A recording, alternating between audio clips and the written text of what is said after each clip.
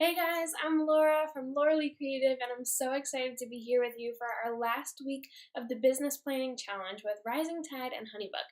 So today we are talking about my favorite topic ever, and that is growth strategy. So this is what I specialize in, and what we're really talking about when we mean growth is systems and workflows so that you can work smarter in your business, not harder. And I'm going to take a couple lines from the eMyth blog. The eMyth is a business book by Michael Gerber, all about how to make systems in your business so that you are not just in maintenance mode all the time, essentially, is what it boils down to. So, Michael Gerber says that there are three different types of workers, and that is the technician, the manager, and the entrepreneur. So, the technician is somebody who is basically doing all of the work in the business. So, they're following the systems, they're doing all of the hands on work that it requires to make the business run. The manager is a little more strategic and tactical, and their focus is to achieve results through others. And they are a planner and an organizer, and their job is essentially to turn vision into action. And they can manage other people to help them achieve results. The entrepreneur is basically developing a future vision of where they can take the business. And this vision is specific in terms of what the company does to serve others and what type of work the company does. So these are the three different types of workers, as Michael Gerber puts in the eMyth. And I want you guys to think about which type of worker you are. And it's okay if you are all three. Of course, we have to do hands-on work in our business, but I also want you guys to consider what it would look like for your business, and even if it's something that you want for your business, to come into that manager role or even that entrepreneur role, because his definition of an entrepreneur is definitely a little different than most of ours, which is just I am an owner of a small business and that's what it means to be an entrepreneur. But what it really means to be an entrepreneur is to be developing and driving a vision for the future. So I'm going to talk to you guys today about systems and workflows and growth and how you can grow sustainably without overwhelm and get a little more work-life harmony. So I'm really excited to talk to you guys about this. I'm going to flip over so you guys can see my slides, and I'm so excited. And a quick note, I just wanted to say thank you for all of you for joining this challenge over the last 3 weeks. I've had so much fun bringing you this content, and I can't wait to see what you do in your business with all of this. So without further ado, I will flip over to my slides. Okay guys, so now we are going to dive into the problem that most of us have when we don't have systems and workflows. So the first thing is that we are in maintenance mode all the time, and this is not good as a business owner because that means that we are not growing. So being in maintenance mode, we're doing lots of busy but necessary work, like answering emails and writing blog posts and posting to social media and stuff like that. So that is one of the big problems. And with that, we have no time to manage all the things because I don't know about you guys, but it feels like there are about a billion things that we need to be good at when we decide that we are going to run a small business. We need to be good at social media and client communication and marketing and bookkeeping and accounting and all of the things. And when we don't have systems or workflows in place for any of these things, we tend to reinvent the wheel every single time, which is a waste of time, and then we become super overwhelmed, super stressed out, have anxiety, all of the things. So these are really, really big problems, and I personally, when launching Laura Lee Creative, I did not have systems in place for the growth that was going to come, and I was literally panicking every time I got an inquiry for a new client because I had to reinvent the wheel and make up new pricing and make up email templates and stuff like that, and they weren't templates. That was the problem. And so I didn't have a system or a structure in place to follow, so I was really, really overwhelmed, and I was taking up way too much time to do what was required of me. So now that I have systems and workflows in place for my photography business and for Laura Lee Creative, there are so many benefits, and I'm really excited to share some of mine with you because I hope that you will see that these benefits are possible for you too. So one of the things that I have been able to do now that I have systems and workflows are take days off, which was really unheard of, especially in the middle of busy season. So I'm able to take days off now. I can go on vacations without bringing my laptop. That was the thing. I used to go on vacations and just bring my laptop and sit on the beach and be on my laptop all the time. And now I don't have to do that. And I have time, so much time now to do things I want. So I flipped a house with my boyfriend last year. I helped him. He did most of the work, but I was able to actually go over there and help him and knock down some walls. And I'm able to go on brunch dates and read and sleep. I know that's something that tends to go out the window when we become a small business owner. So I'm sleeping at least 8 to 9 hours every day, going on date nights. I have tons of time to sit by my fire pit, which you will get to know this about me, but it is my favorite place in the world. And all of this has actually turned into a 6-figure service-based business. So I want you guys to know that even if you are not an online business owner, like a digital business owner selling courses and stuff like that, it is still totally possible to have a 6-figure service-based business as well, because that's what I have been for the last couple of years.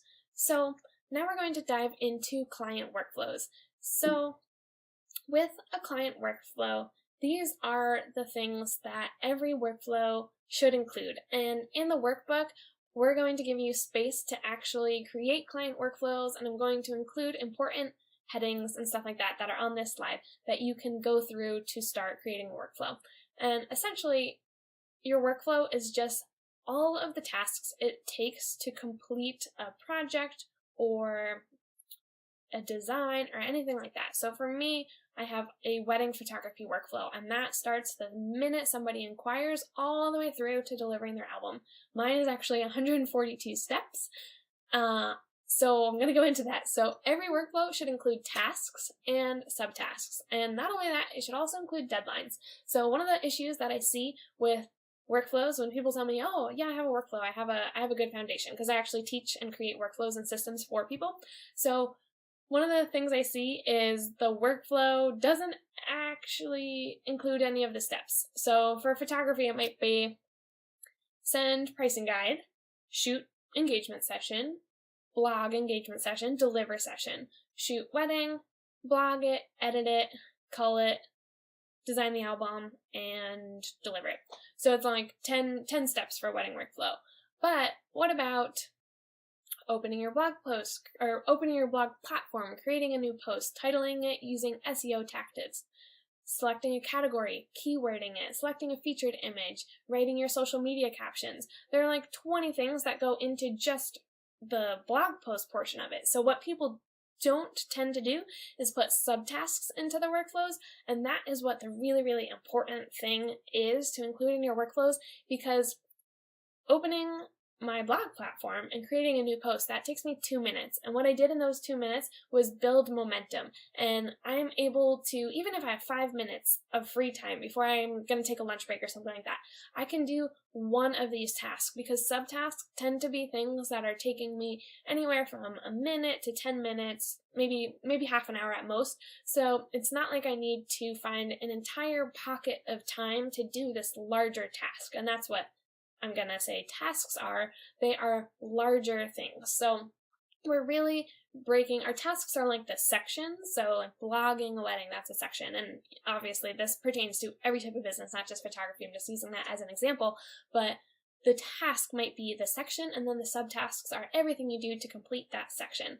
So those two things are hugely important when it comes to workflow. And then what's even maybe more critical is having deadlines. So not having a never-ending, like, indefinite deadline is really important, because I think it's kind of just like a psychological trigger that when we see a deadline, we are going to work towards that. So in my photography workflow, just using this as an example because it's really all figured out, I have tasks that are due 1 day after the wedding, and 2 days after the wedding, 3 days after the wedding. So I always know what I'm working towards, and then I can be done for the day if I finish all those tasks. So deadlines are super important. Another thing is email templates. So once you have your tasks and subtasks and all of that stuff, you also want to include your email templates that you're sending. So if somebody is inquiring with you, the first email you're going to send is obviously a thank you for inquiring, and here's a little bit more about my services. And then this is going to amaze some of you and freak some of you out probably, but I have 142 email templates, I think, in my HoneyBook, and that is for my mentoring clients, my workflow clients, weddings, brands, engagement sessions, everything. So I have email templates for every single part of the client process so that I'm not bogged down by emails, because I don't know anybody that likes emails. So I created tons of email templates that I was writing over and over and over again, and once I figured out my workflow, I was able to figure out where those happen in the process. And I'm actually going to show you later how I use HoneyBook to do this, but really, really cool. So have email templates in there. And then some of the sections that I think really kind of pertain to no matter what type of business you are is these are like the sections of the workflow. So these are maybe like the tasks. So inquiry and follow-up is a section, onboarding and client education, vendor communication if you have to work with any other vendors for this type of project or task or something, pre and post project work, offboarding and asking for a testimonial, sending questionnaires, collecting payments, and sending brochures. So those are all the parts of the client workflow, and again, in that workbook there's going to be a little more in depth about this, and it's going to give you some space to start creating your client workflows. So once you have these, we're going to talk about sustainable systems you need in order to grow. So these three things, to me, are task management, client management, and time management. Okay, so now I want to talk to you guys about task management, and I have a digital and paper combo, and I totally geek out about task management, which is a good thing because this is what I teach, but I use HoneyBook for all of my client-related tasks, and I'm going to show you guys later my workflow in HoneyBook. So I have my client workflows built into HoneyBook, and they are dynamically created, which is it's so cool. So I use HoneyBook for all my client-related tasks, and then I use Asana for all of my non-client-related tasks. So those are more internal projects that I'm working on, if I'm working on updating my website, my blog posts, my newsletter, stuff like that. So I use a combo of those two, and then what I actually do is take all of my tasks and I put them into a planner. I actually use this daily business planner, daily greatness business planner, I should say. And I basically take all my tasks for the day and I put it into there. And then I do like weekly check-ins in there. So I like having things in both. I plan out everything digitally and then I put it into the planner because I think the planner is just less noisy and I don't see 20 tabs going on. But I don't do that for client work. I really only do that for the internal work. So I use HoneyBook for all of my client-related tasks. And then what I do into Asana is I brain dump literally like everything. Everything in my brain goes into Asana into a master list. So like I said, any non-client project tasks outside of HoneyBook go into Asana. And then client projects are all in HoneyBook. And I'm going to show you that after I get through these next couple sections. So the next type of system is client management. So as I mentioned, my workflow and task management is in HoneyBook, and what's really cool about this, again, I'm going to show you, I'm so excited, is that tasks are dynamically created in the task management tool. And what this means is that nothing is falling through the cracks, and I have the ability, and you have the ability, if you use it, to manage dozens of clients at one time with ease, because the task management section and the tool in HoneyBook is telling you exactly what you have to do for every client at any given time. And this allows you to do work faster, especially if you have your email templates in there, and you can automate things. And what's really cool is that the pipeline shows you what every stage of the project is in, and this really allows you to be proactive versus reactive. And I'm going to actually show you guys my HoneyBook because it is all set up and it's really super cool. Okay, so this is the back end of my HoneyBook, and I could probably go on forever about the workflows and task management in here, so I'm going to try and keep it short for you guys. But essentially, if I went up to Tools and I went to Workflows, this is the screen I would see, and you wouldn't see any of these here if you didn't have workflows, but I have built my workflows, like I said, for all of my client work. So weddings, engagement sessions, brand sessions, Fire Pit sessions are my one-on-one mentoring to help people with workflow and systems. Wedding albums, workflow and systems client, which is I actually am inputting workflows for you. And these are all my workflows. So if you go into a workflow, then you're going to see that I have four options of things to do. I can either create a task, and this is essentially something that happens outside of HoneyBook. At least for me, that's how I set it up. So if I am, like I said, opening my blog platform or titling my blog with SEO tactics, this would be a task. Sending an email, this all happens through HoneyBook because HoneyBook allows me to keep all of my email templates in there. questionnaires and brochures also happen within HoneyBook.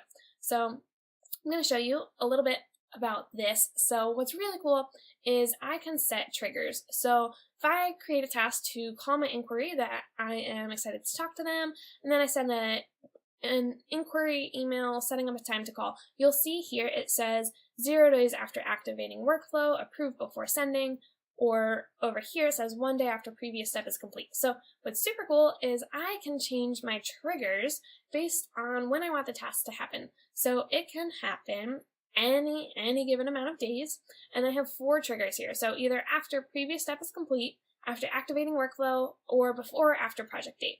And so what's really, really awesome is once I have all these workflows created, and I think the process for this is first to create your email templates, then to create your brochures, and then create your questionnaire. And in the workbook for this week, I'm going to give you guys sections to actually figure out what you need to create. So you'll see here I have all of my email templates, and these are all the ones in the drawer, so I have them labeled per, wedding, vendor, systems intensive, stuff like that. So all of my email templates are in there, and then all my questionnaire templates are in here, my contracts, my brochure templates. So once all that's created, then I can actually go and finalize my workflows.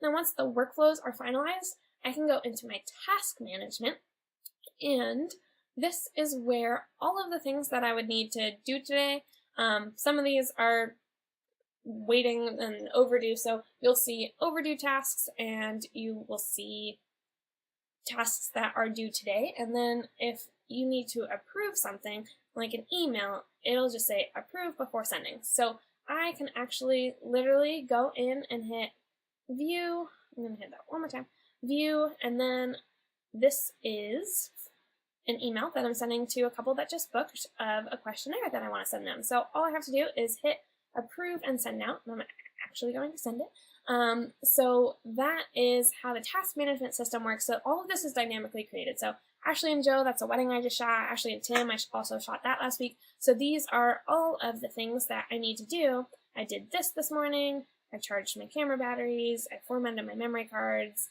So these are all the things, and it really allows me to stay on top of all my clients and make sure nothing is slipping through the cracks. Because if you go to my main project homepage, you'll see I have 56 active projects right now. So this is showing you all of the projects, and I can see what stage everybody is in. So inquiries, I'm waiting a response. I have followed up with them. I did a second follow-up, sent brochures, met with them, sent a proposal, retainer. This is planning. So for me, this is everything that's pre-event, and all of these are customizable. So you can just hit this customize button and pick what you want your pipeline to look like.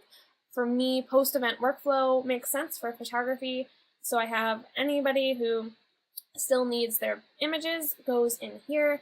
My fire pit and workflow clients all go in here. Album clients go in here, and then completed goes in here. And then from here, I am able to archive, or I can actually click on somebody and I can say, do not track on pipeline, which means they won't go into archive in case they still have payments due or still have workflow tasks due. Like for me, wedding clients just get untracked in the pipeline because I have tasks to wish them a happy anniversary 1 year later, but I don't want them to be showing up in my active projects because it's really not that active anymore. So I can just go here and say, do not track on pipeline, and it won't archive them and make them grayed out, but it will not track them up there. So that is the back end of my HoneyBook. I'm going to go back over to my slides now and talk to you guys about time management. So time management, I love this quote that I read last year, and it's down here. It says, are you being productive or are you just being busy? So I think that as entrepreneurs and really just anybody, time is our most valuable thing that we can it's our most valuable asset. So we need to be really intentional with how we are spending our time. So a couple of the things that we can do to manage our time better is, number one, manage distractions. So I don't know if you guys have noticed, but technology is really difficult to avoid, and we just need to figure out how to manage it, because in the technology age, humans have developed a lesser attention span than goldfish. We actually have an 8-second attention span, and goldfish have 9 seconds. So that is mind-blowing to me, and we need to really figure out how to manage distractions. So there's a couple apps that I suggest on the workbook and here that you can use to better manage your distractions. One of them is Noisely. It's just a white noise app. Putting Do Not Disturb on your phone, that's a really easy one. Using the Forest app, it grows a tree while you are working, like it's an app on your phone, and once you hit go, it starts growing a tree, and then it yells at you if you try to close out of the app and use your phone for something else. Freedom and Self-Control are other apps that you can actually block websites with self-control, and you can say, don't let me go on Facebook or Instagram or Pinterest or YouTube for the next 4 hours, or even email. I mean, that is really a great website to block for yourself for 4 hours if you want to have a focused work time. So I want you guys to just think about if you are being productive or just busy, because our time really needs to be intentional so that we can spend it with the people we love, doing the things we love, and not just being busy, because I think we are in a society that glorifies hustle and it glorifies busy, and I want to encourage you guys to actually be intentional with your time and not just be busy. So with that also comes no multitasking, because I will tell you guys a fun fact. If you multitask, one, you're not good at it. Mostly, I shouldn't say that. Only 2% of the population can actually multitask. So our brains are meant to only focus on one task at a time. And if you are trying to multitask, you are actually losing 40% productivity. So in a 40-hour work week, that is 16 hours that you are losing to attempt to multitask. So really not that possible. So after we learn to manage our time, I'm just going to lastly talk to you guys about having templates and the importance of that. So I showed you guys the back end of my HoneyBook, so you see all the templates I have, but reinventing the wheel every time you get a new client or a project is a waste of time, in my opinion, to put it bluntly. So I think that you guys should have templates for everything. And this could be emails, questionnaires, proposals, brochures, contracts, social media graphics, blog post templates, newsletter templates, and lastly, workflows. There's probably a million more templates that you can create, but these are some of the really big ones that I use in my business that I encourage you guys to start utilizing in your business if you don't have them yet. So in the workbook, I'm giving you guys sections to write out what email templates that you need to create and what questions you get the most of. So questionnaires you need to send, proposals, contracts, all that stuff. So I'm giving you guys space in the workbook to do that. So I'm just going to say, take action and download that free workbook. It's going to be below this video, a link to that workbook, and this is a really, really good one. I'm so excited. So it's going to help you map out your growth strategy, and I can't wait to see how you grow your business. So with that said, don't forget to also participate in our challenge, which today is to head over to Instagram and post a picture of you doing something you were able to enjoy as a result of increased efficiency. Use the hashtag #OctoberBusinessChallenge in your post, tag Rising Tide Society, Lorelei Creative, and HoneyBook, and we are going to pick a winner at the end of this challenge, so in the coming days and weeks, to win a free year of HoneyBook so that you can make 2018 your best year yet. So that concludes our 3-week business planning challenge, and I am so, so excited that I got to hang out with you guys and bring you this content over the last 3 weeks. I hope it was tremendously helpful, and I have a little tiny announcement that I'm super excited to make. I specialize in workflow and systems, if you haven't guessed that yet. So I am actually launching a systems course for creatives in January. Fingers crossed that's when it actually comes out.